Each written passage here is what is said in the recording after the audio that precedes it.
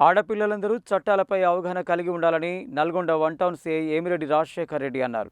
Cyber నేరాలపై అవగాహన పెంచుకొని social media వాడకం పట్ల జాగ్రత్తగా ఉండాలని సూచించారు. నల్గొండ జిల్లా ఎస్పీ శరత్చంద్ర పవార్ ఆదేశాల మేరకు మిషన్ పరివర్తన్ కార్యక్రమంలో భాగంగా నల్గొండ పట్టణంలోని మాల్ బౌలి ప్రభుత్వ ఉన్నత పాఠశాలలో one town CI Emireddy Rajasekhar Reddy పలు అంశాలపై విద్యార్థులకు అవగాహన కలిగించారు. గంజాయి, మాదక ద్రవ్యాల వాడకం వల్ల కలిగే అనర్థాలను, ఆడపిల్లలపై జరిగే నేరాలను విద్యార్థులకు వివరించారు.